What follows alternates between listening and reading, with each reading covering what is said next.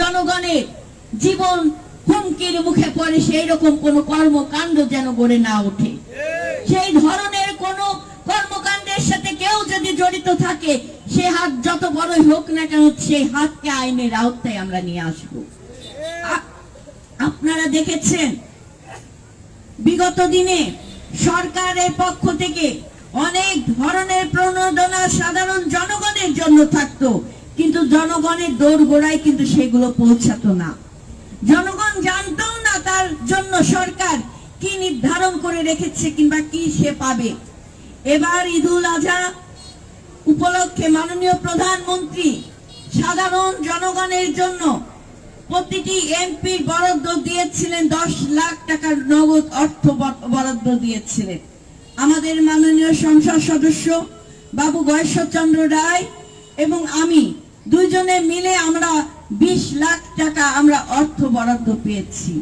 প্রত্যেকটি ইউনিয়নের নেতৃবৃন্দর মাধ্যমে, অঙ্গ সহযোগী সংগঠনের নেতৃবৃন্দের মাধ্যমে সাধারণ জনগণের হাতে আমরা সেই টাকা 2500 টাকা করে টোটাল 800 জনকে আমরা সেই টাকা আমরা অর্পণ করেছি উপহার হিসেবে, প্রধানমন্ত্রীর উপহার হিসেবে আমরা তাদেরকে দিয়েছি।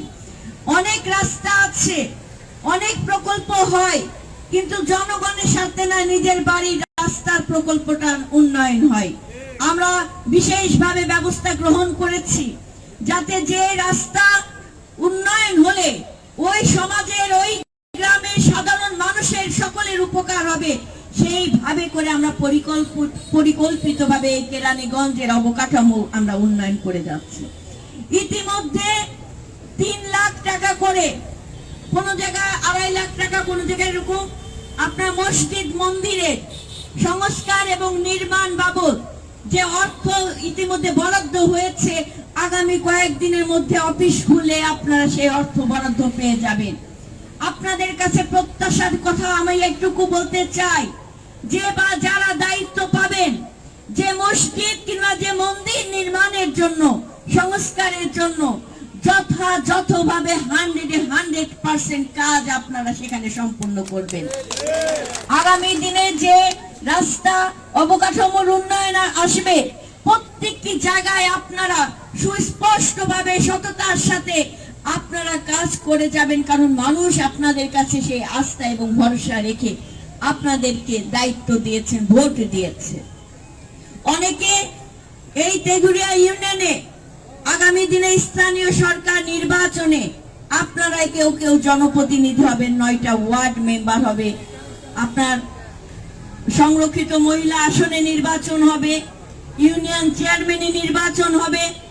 আপনারা সততার সাথে কাজ করেন, দল ওই সকল ব্যক্তিকেই মনোনয়ন দেবে যারা জনগণের কাছে যে জনগণের সেবক হয়ে কাজ করবে, জনগণ যাদেরকে গ্রহণ করবে তাদেরকে দল নির্বাচিত করবে।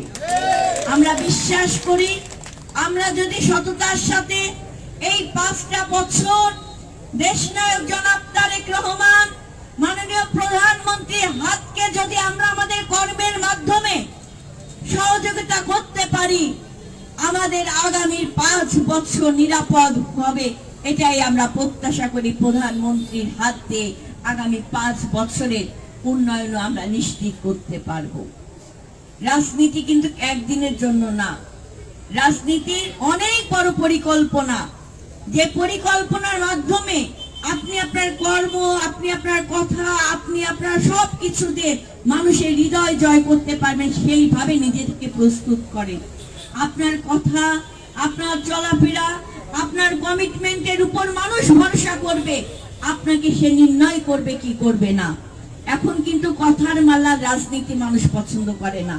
তাই আমি আপনাদের সবার কাছে কৃতজ্ঞতা জ্ঞাপন করছি, যারা আজকের এই আয়োজনে শরীক হয়েছেন এবং যারা এখানে উপস্থিত হয়েছেন। আমি সেই সকল ভাই বোনদের কাছে, মা বোনদের উদ্দেশ্যে বলবো, আপনারা বিএনপির হাতকে শক্তিশালী করেন, কারণ নির্বাচনের আগে মাননীয় প্রধানমন্ত্রী যে প্রতিশ্রুতি দিয়েছিল, যে অঙ্গীকার করেছেন, ক্ষমতায় আসার 21 দিনের মাথায় তিনি ফ্যামিলি কার্ডের উদ্যোগ গ্রহণ করেছেন, কৃষক কার্ডের উদ্যোগ গ্রহণ করেছেন।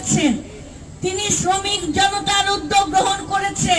মুয়াজ্জিম সাহেব, ইমাম সাহেব, খতিব সাহেব, পুরোহিতদের জন্য তিনি সম্মানী ভাতার উদ্যোগ গ্রহণ করেছেন। অর্থাৎ আমি যেটা বললাম যে মানুষ কিন্তু কথা রাজনীতি বিশ্বাস করে না, মানুষ প্রকৃত অর্থে কাজ দেখতে চাই, সেই কাজ কিন্তু আমরা শুরু করে দিয়েছি।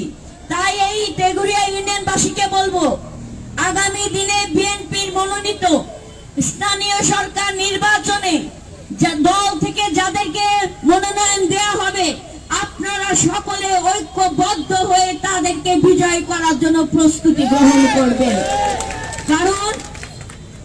কারণ আপনারা যদি তাদেরকে নির্বাচিত করতে না পারেন, তাহলে আমাদের এই ডেভেলপমেন্টের কাজগুলো গতি হারিয়ে যাবে, তাই না? তো সেই জায়গায় এই গতিকে ত্বরান্বিত করতে হলে আমাদের সবাইকে ঐক্যবদ্ধ থাকতে হবে। ওই যে জান্নাতের টিকিট যারা বিক্রি করে, জান্নাতবাসী যারা বলে নারীর ক্ষমতায়নের কথা একদিকে মুখে বলছে, অথচ সাধারণ নির্বাচনে একজন নারীকে রাস্তায় নামার ষড়যন্ত্রে লিপ্ত, কারণ তাদের ঝুলিতে আর কোনো কিছু নাই। কারণ তারা দেখেছে মাননীয় প্রধানমন্ত্রী যে উন্নয়ন প্রকল্প, সেই উন্নয়ন প্রকল্পের মাধ্যমে তারাও কিন্তু জনগণের কাছে যে তাদের এই কাজগুলো নিয়ে ফ্যামিলি কার্ড নিয়ে জনগণের কাছে যেতে পারছে, তাই না? কিন্তু জান্নাতের টিকিট নিয়ে কি জান্নাতবাসীরা যেতে পারে? ফ্যামিলি কার্ড নিয়ে যাচ্ছে না। যেসব এলাকায় বিজয়ী হয়েছে, কাদের দেয়া এই ফ্যামিলি কার্ড? বিএনপি সরকারের দেয়া, বাংলাদেশের সরকারের দেয়া। তো সেই জায়গায় আপনারা সচেতন হবেন। ভেদাভেদ থাকলে সকল ভেদাভেদ ভুলে আপনারা ঐক্যবদ্ধ থাকবেন। ঐক্যবদ্ধ শক্তির বাইরে আর কোনো শক্তি নাই। এই তেঘুরিয়া ইউনিয়নের সবচেয়ে বড় সমস্যা আশুলিয়া ঢাকা মাওয়া রোড এক্সপ্রেস যে ভূমি অধিগ্রহণের ব্যাপার, এই ভূমি অধিগ্রহণের ব্যাপারে আমরা সড়ক মন্ত্রণালয়, যোগাযোগ মন্ত্রণালয়ে আমরা কথা বলা শুরু করেছি। আমরা প্রত্যাশা করি, আশা রাখি, আপনাদের সাথে প্রতিশ্রুতি দিচ্ছি, এই তেঘুরিয়া ইউনিয়নবাসী এই আপনাদের রাজেন্দ্রপুর এবং বাঘরের উপর দিয়ে যে সড়ক হবে, আমরা অবশ্যই উন্নয়ন চাই, কিন্তু আমাদের জনগণের দুর্ভোগ কমিয়ে তারপর আমরা উন্নয়নের ব্যাপারে আমরা ব্যবস্থা গ্রহণ করছি।